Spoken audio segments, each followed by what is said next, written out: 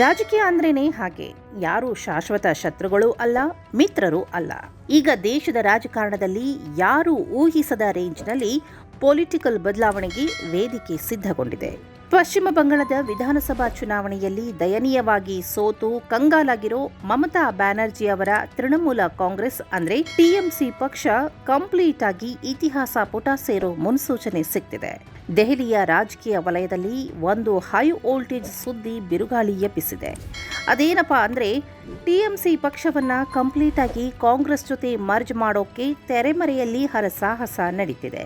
June 9ರ India ಮೈತ್ರಿಕೂಟದ meeting ಮುಗಿದ ಬೆನ್ನಲ್ಲೇ ದೀದಿ ಹಾಗೂ ಅಭಿಷೇಕ್ ಬ್ಯಾನರ್ಜಿ ಅವರು ಸೋನಿಯಾ ಗಾಂಧಿ ಮತ್ತು ರಾಹುಲ್ ಗಾಂಧಿ ಅವರನ್ನ ರಹಸ್ಯವಾಗಿ ಭೇಟಿ ಮಾಡಿ ಚರ್ಚೆ ನಡೆಸಿರೋದು ಈ ಅನುಮಾನಕ್ಕೆ ದಾರಿ ಮಾಡಿಕೊಟ್ಟಿದೆ.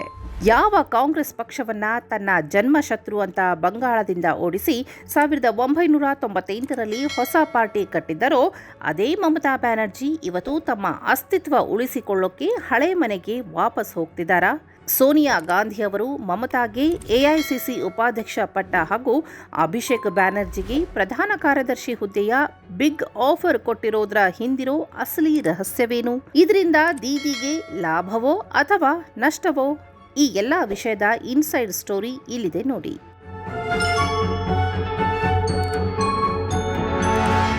ರಾಜಕೀಯ ಚದುರಂಗದಾಟದಲ್ಲಿ ಗೆದ್ದಾಗ ಬೀಗೋರು, ಸೋತಾಗ ಸೈಲೆಂಟ್ ಆಗೋರು ತುಂಬಾ ಜನ ಇರ್ತಾರೆ. ಆದರೆ ಪಶ್ಚಿಮ ಬಂಗಾಳದಲ್ಲಿ ಸತತ 3 ಬಾರಿ ಆಧಿಪತ್ಯ ನಡೆಸಿದ್ದ ಸಿಂಹಿಣಿ ಮಮತಾ ಬ್ಯಾನರ್ಜಿ ಅವರ ಪರಿಸ್ಥಿತಿ ಈಗ ಕವಲು ದಾರಿಯಲ್ಲಿ ನಿಂತ ಹಡಗಿನಂತಾಗಿದೆ. ವಿಧಾನಸಭಾ ಚುನಾವಣೆಯ ಹೀನಾಯ ಸೋಲಿನ ಬೆನ್ನಲ್ಲೇ ಇಡೀ ಟಿಎಂಸಿ ಪಕ್ಷ ಧೂಳಿಪಟ ಆಗೋ ಹಂತಕ್ಕೆ ಬಂದು ತಲುಪಿದೆ. ದೀದಿ ಕೈತಪ್ಪಿ ಹೋಗಿರೋ ಪಕ್ಷವನ್ನ ಮರಳಿ ಹಳಿಗೆ ತರಲು ಮಮತಾ ದೀದಿಗೆ ಸಾಧ್ಯವಾಗ್ತಾನೇ ಇಲ್ಲ. ಪಕ್ಷದ ನಾಯಕರಿಂದ ದಿನಕ್ಕೊಂದು ಶಾಕ್ ಸಿಗ್ತಾ ಇದೆ. ಇದಕ್ಕೆ ಪೂರಕ ಸಾಕ್ಷಿ ಎಂಬಂತೆ ಟಿಎಂಸಿಯ ಹಿರಿಯ ಸಂಸದ ಸುಖೇಂದು ಶೇಖರ್ ತಮ್ಮ ಸ್ಥಾನಕ್ಕೆ ರಿಸೈನ್ ಮಾಡಿದ್ದಾರೆ. ಅತ್ತ ಲೋಕಸಭೆಯ 28 ಸಂಸದರ ಪೈಕಿ ಬರೋಬ್ಬರಿ 20 ಸಂಸದರು ಕಮಲ ಪಾಳೆಯದ ನಾಯಕರನ್ನ ಭೇಟಿಯಾಗಿ ಎನ್ಡಿಎಗೆ ಸಪೋರ್ಟ್ ಮಾಡೋಕೆ ಲೆಟರ್ ರೆಡಿ ಮಾಡಿದ್ದಾರೆ. ಇತ ರಾಜ್ಯದಲ್ಲೂ ಶಾಸಕರು ಬಂಡಾಯ ಎದ್ದಿರೋದ್ರಿಂದ ಪಕ್ಷ ತಮಗೆ ಗೊತ್ತಿಲ್ಲದ ಹಾಗೆ ಕೈತಪ್ಪಿ ಹೋಗ್ತಿದೆ ಅನ್ನೋ ಆತಂಕ ದೀದಿಯನ್ನ ಕಾಡೋಕೆ ಶುರು ಮಾಡಿದೆ.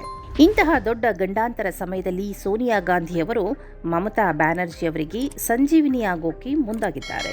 ದೆಹಲಿಯಲ್ಲಿ ನಡೆದ ಇಂಡಿಯಾ ಒಕ್ಕೂಟದ ಸಭೆಯಲ್ಲಿ ತಮ್ಮ ದುಃಖ ತೋಡಿಕೊಂಡ ದೀದಿಗೆ ಸೋನಿಯಾ ಗಾಂಧಿಯವರು ತೃಣಮೂಲ ಕಾಂಗ್ರೆಸ್ ಅನ್ನ ಕಂಪ್ಲೀಟ್ ಆಗಿ ಕಾಂಗ್ರೆಸ್ ಜೊತೆ ಮರ್ಜ್ ಮಾಡಿಬಿಡಿ ಅನ್ನೋ ಬಿಗ್ ಪ್ರಪೋಸಲ್ ಇಟ್ಟಿದ್ದಾರೆ ಅಂತ ರಾಷ್ಟ್ರೀಯ ಮಾಧ್ಯಮಗಳು ವರದಿ ಮಾಡ್ತಿವೆ.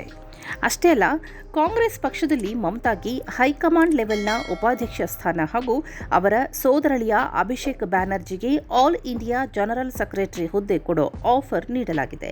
ಆದರೆ ಇಲ್ಲಿ ಹುಟ್ಟಿಕೊಳ್ಳೋ ಬಿಗ್ಗೆಸ್ಟ್ ಕ್ವೆಶ್ಚನ್ ಅಂದ್ರೆ, ಒಂದು ಕಾಲದಲ್ಲಿ ಕಾಂಗ್ರೆಸ್ ಜೊತೆ ಸೀಟು ಶೇರಿಂಗ್ ಮಾಡಿಕೊಳ್ಳಕ್ಕೂ ಒಪ್ಪದ ಮಮತಾ ಈಗ ಅದೇ ಪಕ್ಷದ ಶರಣಾಗತಿ ಆಗ್ತಿರೋದು ದೀದಿಗೆ ಲಾಭವೋ ಅಥವಾ ನಷ್ಟವೋ? ಬಿಜೆಪಿಗಿಂತ ಹೆಚ್ಚು ವಿರೋಧಿಸ್ತಾ ಇದ್ದ ಕಾಂಗ್ರೆಸ್ ಪಕ್ಷ ತೋಡಿದ ಖೆಡ್ಡಾಕ್ಕೆ ದೀದಿ ಬಿದ್ರಾ ಅನ್ನೋದು ಈಗ ಚರ್ಚೆಯಲ್ಲಿದೆ. ರಾಜಕೀಯ ವಿಶ್ಲೇಷಕರ ಪ್ರಕಾರ ಇದರಿಂದ ದೀದಿಗೆ ಸದ್ಯದ ಮಟ್ಟಿಗೆ ಲಾಭಕ್ಕಿಂತ ನಷ್ಟವೇ ಜಾಸ್ತಿ. ಯಾಕಂದ್ರೆ ಕಾಂಗ್ರೆಸ್ ವಿರೋಧಿ ಅಲೆಯ ಮೇಲೆಯೇ ಬಂಗಾಳದಲ್ಲಿ ಬೆಳೆದ ಟಿಎಂಸಿ ಈಗ ತನ್ನ ಸ್ವಂತ ಅಸ್ತಿತ್ವವನ್ನು ಕಳೆದುಕೊಂಡು ಕಾಂಗ್ರೆಸ್ ಅನ್ನೋ ಮಹಾಸಮುದ್ರದಲ್ಲಿ ಕರಗಿ ಹೋಗಬೇಕಾಗುತ್ತೆ. ಬಂಗಾಳದಲ್ಲಿ ದೀದಿ ಇನ್ನು ಮುಂದೆ ಪ್ರಾದೇಶಿಕ ನಾಯಕಿಯಾಗಿ ಕಮಾಂಡ್ ಮಾಡೋಕೆ ಆಗಲ್ಲ. ಪ್ರತಿಯೊಂದಕ್ಕೂ ದೆಹಲಿಯ ಹೈಕಮಾಂಡ್ ಆದೇಶಕ್ಕೆ ವೇಟ್ ಮಾಡಬೇಕಾಗುತ್ತೆ. ಆದರೆ ಇನ್ನೊಂದು ಆಂಗಲ್ನಲ್ಲಿ ನೋಡಿದರೆ ಬಂಗಾಳದಲ್ಲಿ ಟಿಎಂಸಿ ನಾಯಕರ ಭ್ರಷ್ಟಾಚಾರದ ಇಮೇಜ್ ಕಂಪ್ಲೀಟ್ ಆಗಿ ಡ್ಯಾಮೇಜ್ ಆಗಿದೆ. ದಿನಕ್ಕೊಬ್ಬರು ಲೀಡರ್ಸ್ ಜೈಲು ಪಾಲಾಗ್ತಿದ್ದಾರೆ, ಸಂಸದರು ಬಿಜೆಪಿ ಕಡೆ ಓಡುತ್ತಿದ್ದಾರೆ. ಇಂತಹ ಸಿಚುವೇಶನ್ನಲ್ಲಿ ಒಂಟಿಯಾಗಿ ಹೋರಾಡಿ ಸರ್ವನಾಶ ಆಗೋದಕ್ಕಿಂತ ರಾಷ್ಟ್ರೀಯ ಪಕ್ಷವಾದ ಕಾಂಗ್ರೆಸ್ ಬ್ರ್ಯಾಂಡ್ ನೇಮ್ ಬಳಸಿ ಶಕ್ತಿ ಮರು ಸಂಗ್ರಹಿಸುವುದು ಮಮತಾಗೆ ಅನಿವಾರ್ಯ ಎನಿಸಿದೆ. ಒಟ್ಟಾರೆಯಾಗಿ ಹೇಳೋದಾದರೆ ಸುಮಾರು 3 ದಶಕಗಳ ಬಳಿಕ ಇತಿಹಾಸ ಮತ್ತೆ ಮರುಕಳಿಸುತ್ತಿದೆ. 1998ರಲ್ಲಿ ಕಾಂಗ್ರೆಸ್ ಬಿಟ್ಟು ಬಂದಿದ್ದ ಮಮತಾ ಬ್ಯಾನರ್ಜಿ ಈಗ ಪರಿಸ್ಥಿತಿಯ ಒತ್ತಡಕ್ಕೆ ಮಣಿದು ಅದೇ ಕೈ ಹಿಡಿಯೋಕೆ ಯೋಚನೆ ಮಾಡ್ತಿದ್ದಾರೆ. ಈ ಮಹತ್ವದ ತೀರ್ಮಾನಕ್ಕೆ ಮಮತಾ ಸ್ವಲ್ಪ ಟೈಮ್ ಕೇಳಿದ್ದರೂ ಒಂದು ವೇಳೆ ಈ ವಿಲೀನ ಪ್ರಕ್ರಿಯೆ ಕನ್ಫರ್ಮ್ ಆದರೆ ಭಾರತದ ರಾಜಕಾರಣದಲ್ಲಿ ಒಂದು ಬಿಗ್ ಹಿಸ್ಟರಿ ಕ್ರಿಯೇಟ್ ಆಗೋದ್ರಲ್ಲಿ ಯಾವುದೇ ಡೌಟ್ ಇಲ್ಲ.